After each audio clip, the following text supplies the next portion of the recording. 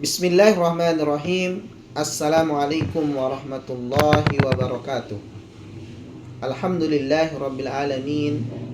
Wassalatu wassalamu ala asrafil anbiya wal mursalin Sayyidina Muhammadin wa ala alihi wa sahbihi ajma'in. Amma ba'du. Para pemirsa yang dirahmati Allah subhanahu wa ta'ala, kali ini kita akan membahas kembali poin-poin penting yang tersirat atau yang ada di dalam kitab Raudatul Talibin yang ditulis oleh Al-Imam Al-Ghazali. Dan kita sudah sampai kepada hal penting di bagian ke-20 dengan tema yang diberikan oleh Al-Imam Al-Ghazali dengan mengenal rekayasa dan tipu daya setan. Para pemirsa yang dirahmati Allah Subhanahu wa taala, seorang ulama berkata, kata Imam Ghazali di dalam pembukaan bab ini, mengenal rekayasa dan tipu daya setan terhadap manusia saat berbuat ketaatan dapat dilakukan dengan 7 cara. Yang pertama adalah setan akan menghalangi hamba untuk berbuat ketaatan. Jika Allah melindungi dari bujukan ini, setan menyuruhnya untuk menunda-nunda amal. Kemudian yang kedua, bila Allah menyelamatkannya dari hal ini, maka setan akan mendorongnya untuk tergesa-gesa. Kemudian yang ketiga, manakala Allah menyelamatkannya dari rekayasa ini, setan pun memerintahkan untuk menyempurnakan amalnya dengan tujuan riya. Kemudian yang keempat, apabila Allah menyelamatkannya dari rekayasa ini, maka setan memasukkan sikap ujub ke dalam hati orang tersebut.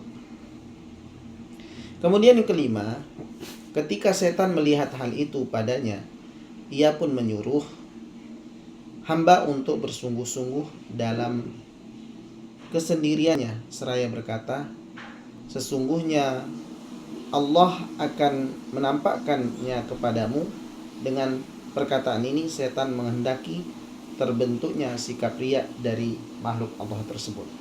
Kemudian yang keenam, jika hamba mencukupkan dirinya dengan ilmu Allah Subhanahu wa taala, maka ia akan selamat dari setan.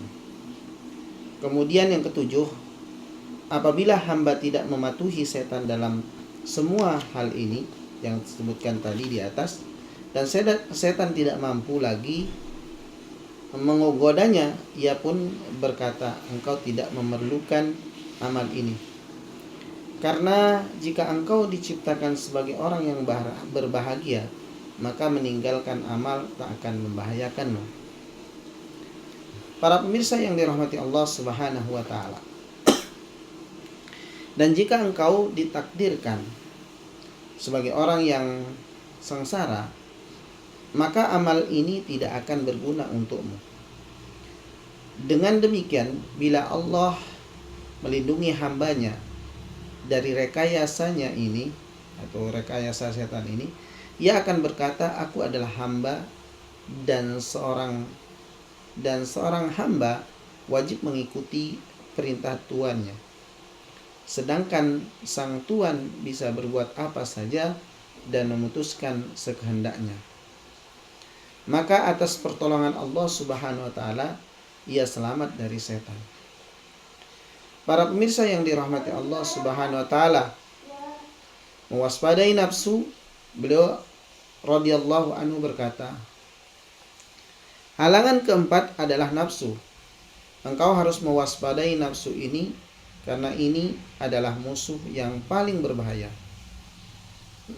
Menaklukkan nafsu merupakan perihal paling sulit, sebab ia adalah musuh dari dalam. Seperti pencuri, jika ia orang dalam rumah, maka sulit ditangani dan sangat berbahaya karena ia musuh sekaligus sosok yang dicintainya.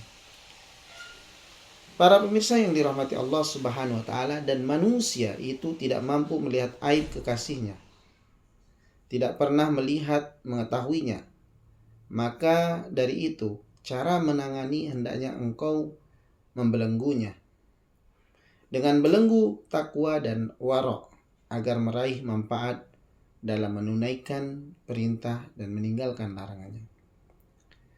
Ketahuilah, tidak ada yang dapat merendahkan nafsu dan mencegah keinginannya kecuali ada 3 hal. Yang pertama, mencegah keinginan nafsu. Kedua, membebankan beban ibadah kepadanya. Ketiga, memohon pertolongan kepada Allah untuk mengalahkannya dan merendahkan diri serendah-rendahnya kepada Allah Subhanahu wa taala. Jika tidak atas pertolongan Allah, maka tidak ada yang bisa lepas dari kejahatan setan. Para pemirsa yang dirahmati Allah Subhanahu wa taala, kemudian Al-Imam Al-Ghazali menjelaskan di dalam subbabnya adalah amalan-amalan hati yang membuat hamba disiksa dan selamat. Al-Imam Al-Ghazali mengatakan, ketahuilah, ada 4 kondisi hati sebelum berbuat dengan anggota tubuh. Yang pertama adalah kehendak hati yang disebut dengan khawatir, sebagaimana pembahasan kita di bab-bab sebelumnya, yaitu ketika hati, kecenderungan atau keyakinan dan tekad keinginan hati ini tidaklah disiksa karena tidak termasuk pilihan bebas. Demikian pula kecenderungan dan gelora nafsu, sebab keduanya tidak termasuk pilihan bebas. Selain itu, keduanya adalah yang dimaksud dalam sabda Nabi SAW, apallahu la ummati ma haddatsat bihi anfusaha.